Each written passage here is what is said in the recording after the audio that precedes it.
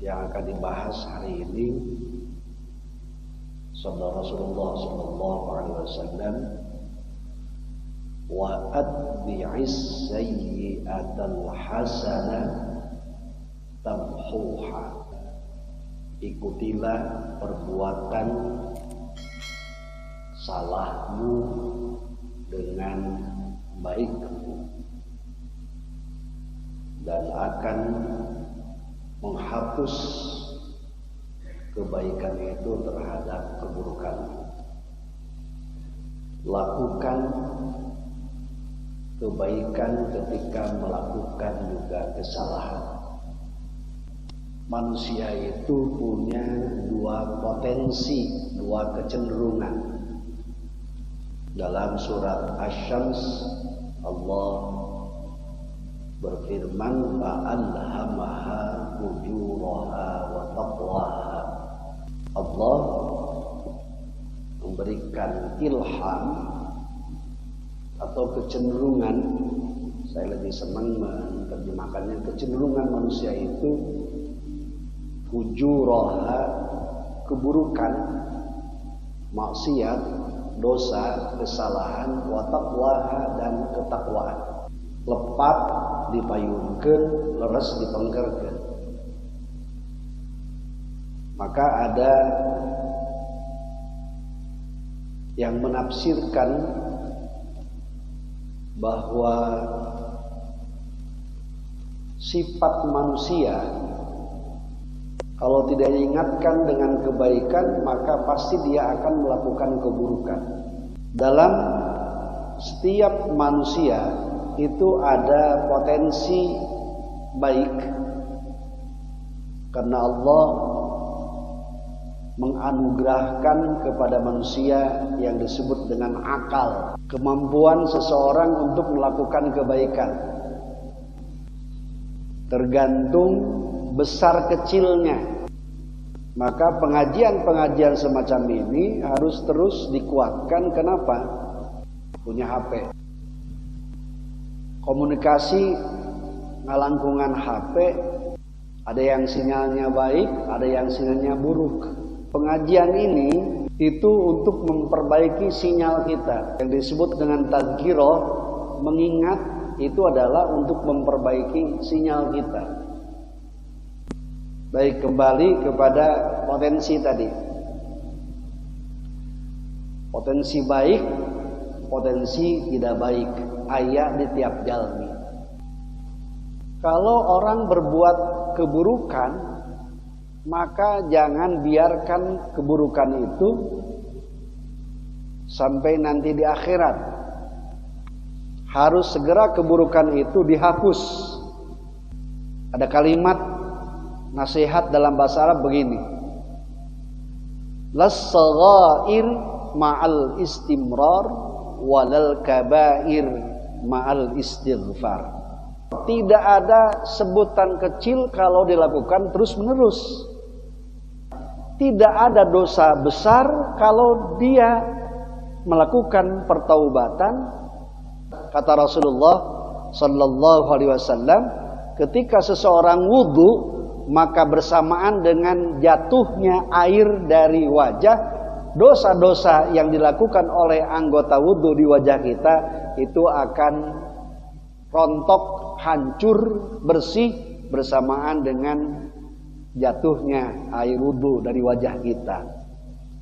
Tapi itu ditafsirkan, dijelaskan oleh para ulama, itu dosa-dosa kecil, dosa-dosa alit.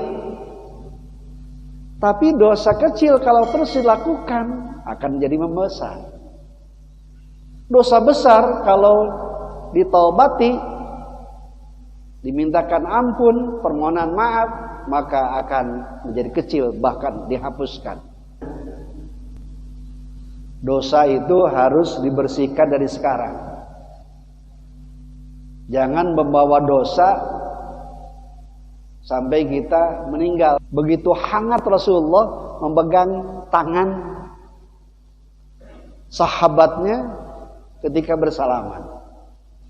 Karena ketika bersalaman dan hatinya terbuka untuk minta maaf dan memaafkan, maka rahmat Allah, akan turun kepada dua orang muslim yang sedang saling memaafkan, yang sedang saling mendoakan, yang sedang berjabat tangan, yang sedang bersalaman itu. Walaupun bersalaman, berjabat tangan setengah jam, nggak ada artinya. Kenapa?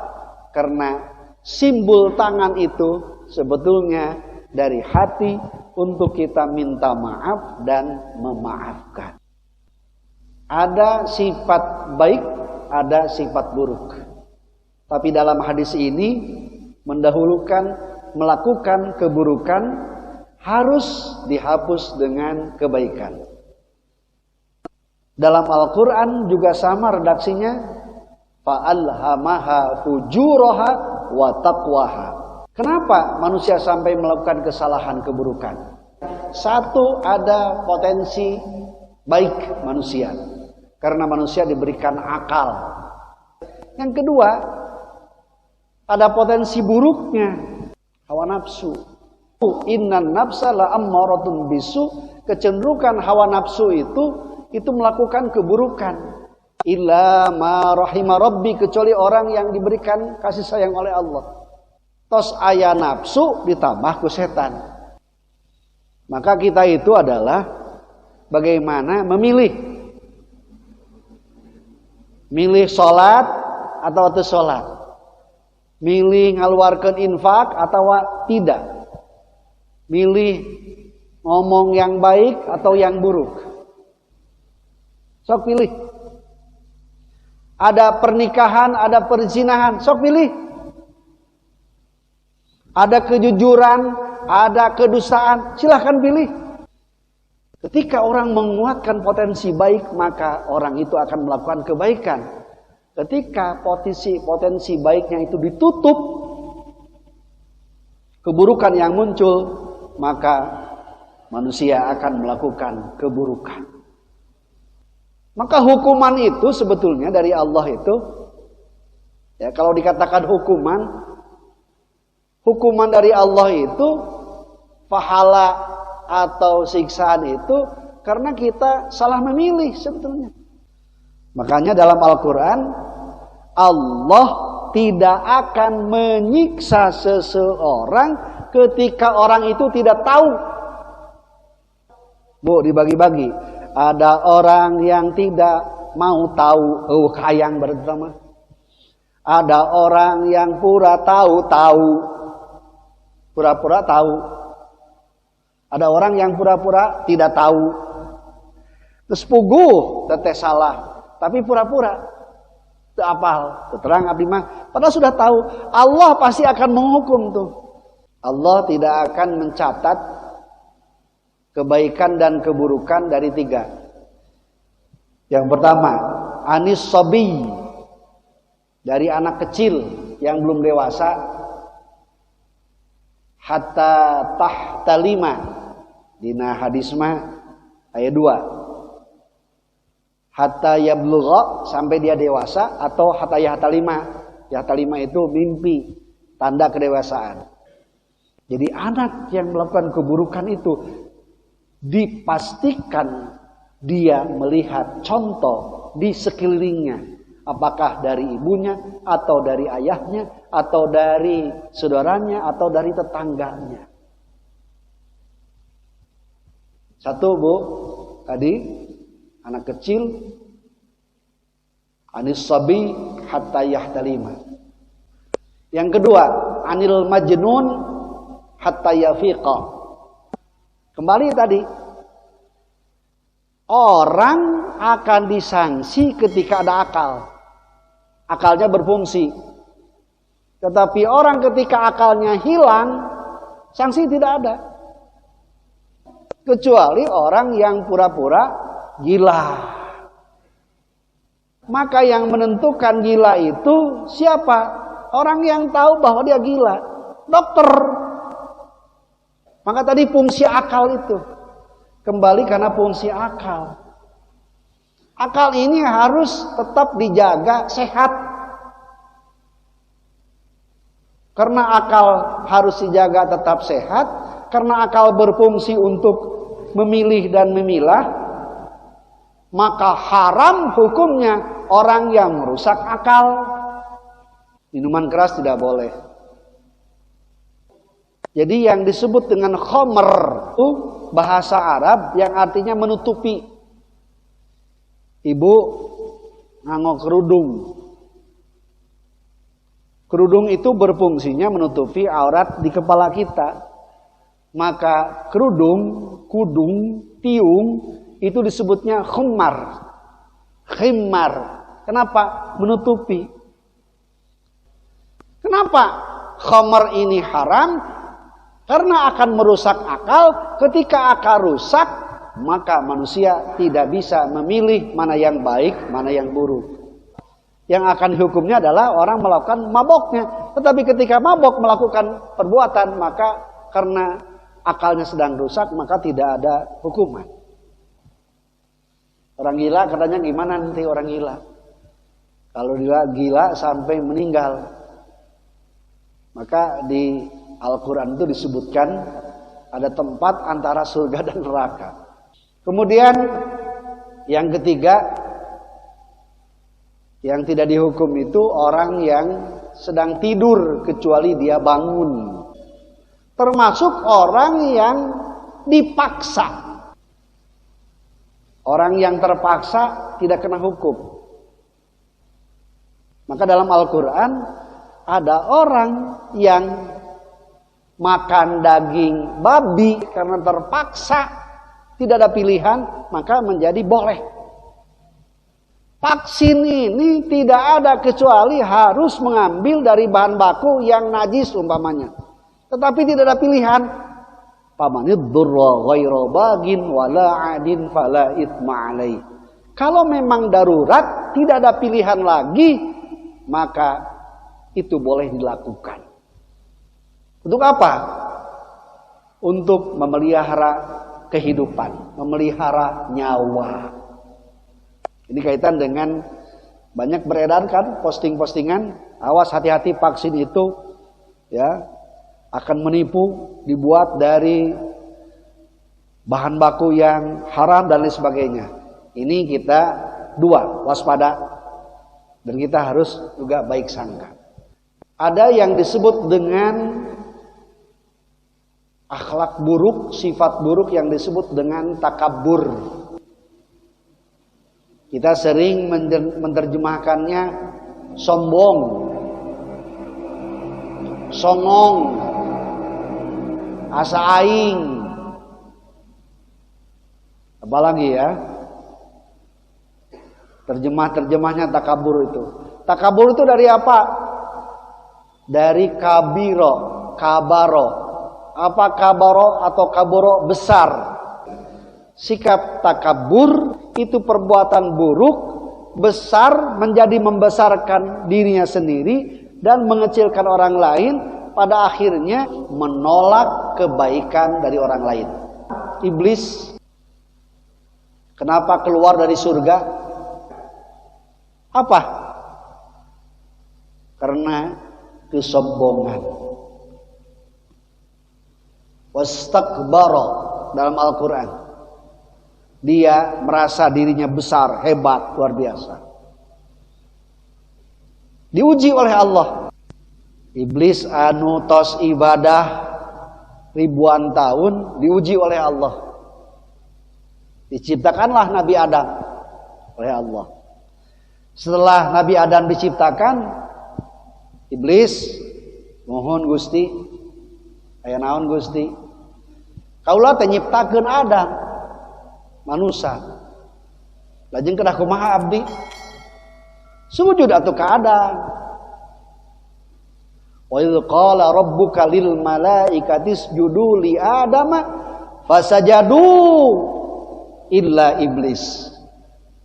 Ketika Allah Tuhanmu berfirman kepada para malaikat, wa idz qala rabbuka lil malaikah, hei malaikat-malaikat, usjudu li Adama, sujud anjeun ka Adam. Malaikat sujud serena, sujud semua. Iblis naon maneh teu sujud? Alim ah. Kenapa? Saya kan sudah 50.000 tahun ibadah. Khalaqtani min nari wa khalaqtahu min tin. Atuh mulia keneh abdi daripada Adam. Adam diciptakeun tina taneuh, abdi tina seuneu. Atuh mulia keneh abdi. Berarti dibalik. Sanes abdi nu kedah ayeuna sujud ke Adam, Adam kada sujud ke abdi. Seharusnya iblis ngabeikeun keseniorannya. Iblis ngabeikeun ibadah 50.000 tahun. Iblis ngabeikeun bahwa dia diciptakan dari api. Jangan melihat Adamnya diciptakan dari tanah. Jangan melihat bahwa Adam baru diciptakan sekarang dan baru mengabdi kepada Allah sekarang. Iblis sudah 50.000 tahun. Lihatnya siapa yang menyuruhnya? Allah. Ketika kita diperintahkan oleh Allah mendengarkan kebaikan, kata Allah, dengarkan kebaikan. Tapi karena yang mengucapkan kebaikan dari anak kecil, dari anak kita, dari sanapun orang, dari bawahan kita, kita terima. Padahal Allah, hakikat seseorang kesombongan, itu hakikatnya adalah kesombongan tidak mau menerima kebenaran dari Allah. Kata Rasulullah, wa'at bi'is sayyi'atal hasanah, ketika kamu melakukan keburukan, takabur, kesombongan, segera lakukan kebaikan. Apa kebaikan dari takabur? Apa lawannya? Tawadhu. Ini takabur membesar, ngagedean. Tinggi naik. Tawadhu handap asor, rendah diri. Ada seorang kiai masuk ke majelis taklim, mendengarkan ceramah, yang ceramahnya muridnya sendiri, dia mendengarkan. Kiai siapa itu? Murid saya. Ilmunya dari siapa? Dari Allah, syariatnya dari saya. Oh kenapa? Itu kan sama kebenaran. Saya harus mendengarkan kebenaran walaupun itu dari murid saya, dari santri saya. Itulah sifat tawadhu yang akan menghapus ketakaburan seseorang. Dari siapapun kebenaran itu datang, maka terimalah kebenaran itu. Karena ketika kebenaran itu ditolak, maka itulah sifat takabur yang akan merusak diri kita.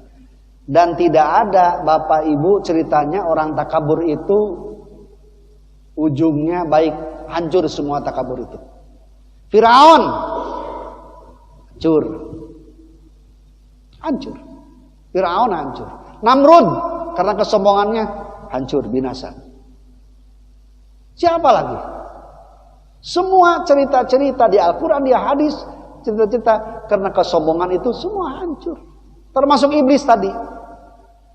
Maka akhirnya iblis oleh Allah diputuskan, dia keluar, diusir dari kenikmatan surga, dikeluarkan. Kenapa?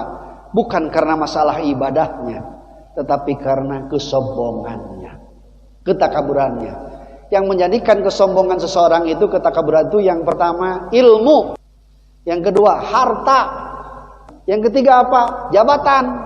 Man takabbara, Rasulullah, barang siapa orang yang punya sifat sombong, takabbara itu membesarkan diri, wada'allah, hakikatnya dia sedang direndahkan oleh Allah. Wa man tawadda'a, orang yang handap asar, rendah hati, hakikatnya wada'ahullah, dia ditinggikan derajatnya oleh Allah Subhanahu wa taala. Ini mudah-mudahan kajian kita mengingatkan saya sendiri dan kita semua, hafalkeun Bapak Ibu, memutan abdi sareng Bapak Ibu, mudah-mudahan menjadi semangat, menjadi inspirasi, menjadi hidayah, petunjuk dari Allah, sehingga kita ada kewajiban untuk terus melakukan kebaikan-kebaikan, dan ketika kita melakukan keburukan segera hapus keburukan itu dengan kebaikan. Namanya dua ya. Ya. Wa'at bi sayyi'atal hasanah tamuha. Ketika kamu melakukan keburukan, segera hapus dengan kebaikan. Sifat takabur itu harus segera dihapus, diganti dengan sifat tawadhu. Masih banyak lagi ini kajian, insyaallah. Mudah-mudahan Bapak Ibu kita semua sehat semua, diberikan perlindungan oleh Allah, dan masih bisa terus kita ya tadarrus ilmu, karena ini tidak ada batasnya sampai wafat, dugi kapupus ya. Jadi tidak ada targetnya kalau belajar itu sampai wafat, bukan sampai bisa, sampai wafat, begitu. Allahumma shalli wa sallim wa barik ala sayyidina Muhammadin wa ala alihi washabihi ajmain. Alhamdulillahirabbil alamin hamdan na'im hamdan syakirin ya rabbana lakal hamdu kama yanbaghi 'azim sultan. Allahumma anfa bima 'allamtana wa 'allimna ma yanfa'una rabbana zidna 'ilma warzuqna fahma. Allahumma arzuqna fahma man nabiyyin wa hifdzal mursalin wa ilhama man malaikatil mukarramin rahmatika ya arhamar rahimin. Rabbana atina min ladunka rahmatan wa hayyi lana min amrina rasyada. Allahumma sallimna ya Allah min afatid dunya min adzabil akhirah. Allahumma ba'idna min kulli syarrin wal jinni wasyaitani wat ta'un bi rahmatika ya arhamar rahimin. Rabbana atina fid dunya hasanah wa fil akhirati hasanah wa qina adzaban nar. Subhanaka rabbika rabbil izzati amma yasifun wa salamun alal mursalin. Alhamdulillahi rabbil alamin.